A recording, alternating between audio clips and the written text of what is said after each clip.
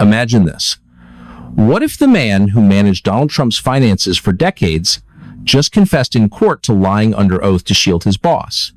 Buckle up, because today we're diving deep into one of the most explosive chapters in Trump's legal saga. This isn't just drama, it's a masterclass in how perjury can unravel empires. Stick around as we break it down with raw facts, no spin, and a dash of jaw-dropping revelations that make this story as entertaining as a courtroom thriller. Let's start with the basics to make sure we're all on the same page. Who is Allen Weisselberg? Picture this. He's the longtime chief financial officer of the Trump Organization, a guy who's been crunching numbers for the Trump family since the 1970 seconds.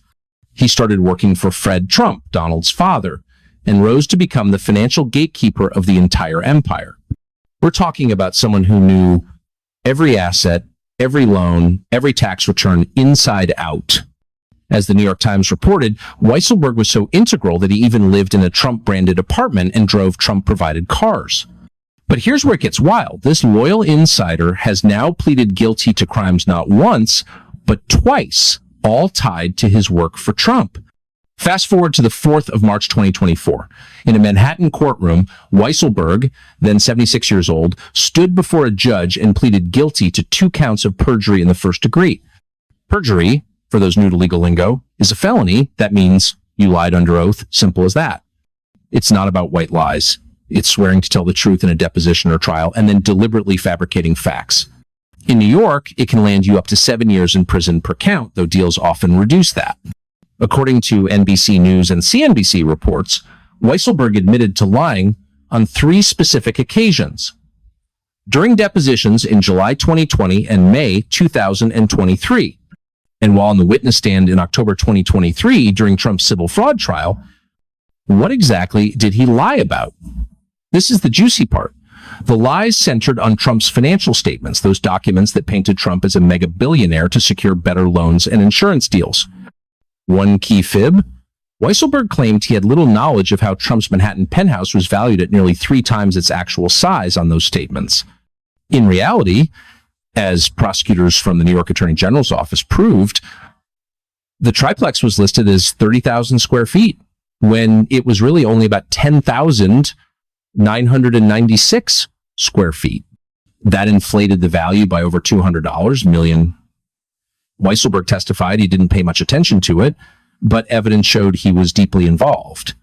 As AP News detailed, he also downplayed his role in inflating other asset values, like Trump's golf courses and properties, to make the organization look richer than it was. Why does this matter? Because these weren't harmless exaggerations.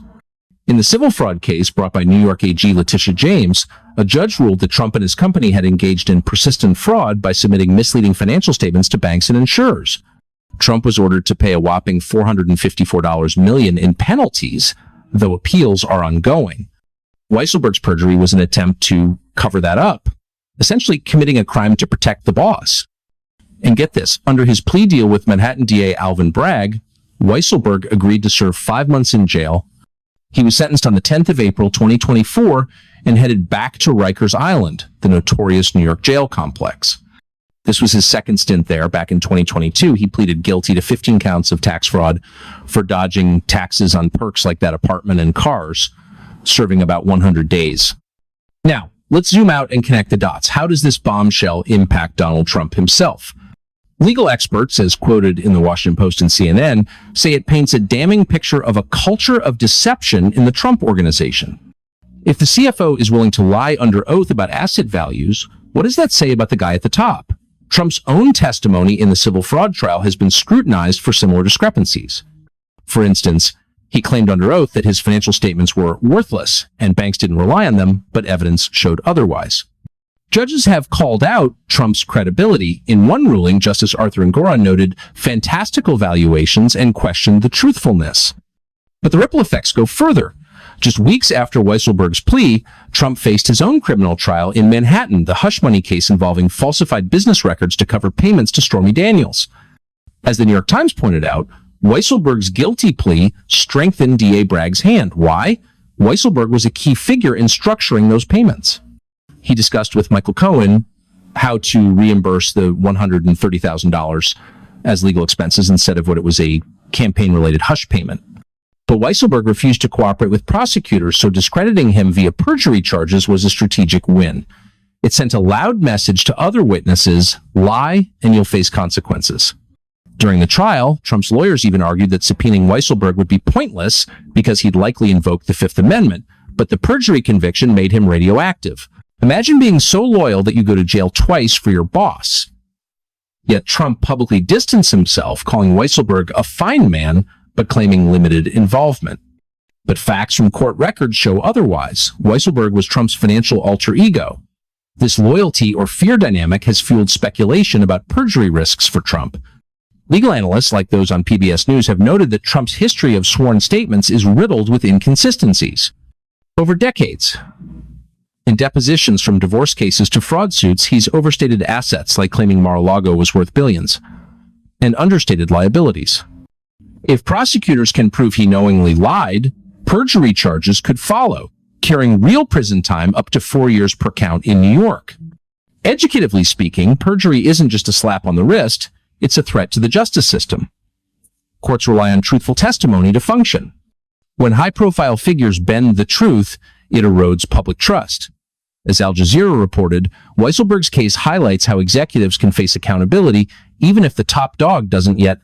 And with Trump convicted on 34 felony counts in the hush money case in May 2022, 4 appeals pending, this perjury shadow adds fuel to ongoing federal probes by special counsel Jack Smith on election interference and classified documents. But let's make this engaging. Have you ever wondered why Trump's tell-it-like-it-is persona clashes so hard with court realities? His brand is built on blunt honesty. Yet associates like Weisselberg and Cohen, who also flipped and testified against him, reveal a pattern of bending facts for advantage. It's like a real-life episode of Succession meets The Wolf of Wall Street: ambition, deception, and dramatic falls. Wrapping this up, Weisselberg's perjury plea isn't just a footnote, it's a window into Trump's legal vulnerabilities. As of 2026, with no major updates on new charges, the story lingers as a cautionary tale. It shows how one lie under oath can cascade into millions in penalties, jail time, and shattered reputations. If there's a lesson here, it's this. In the courtroom, facts don't care about your feelings or your net worth. Truth wins eventually. Thanks for watching this deep dive.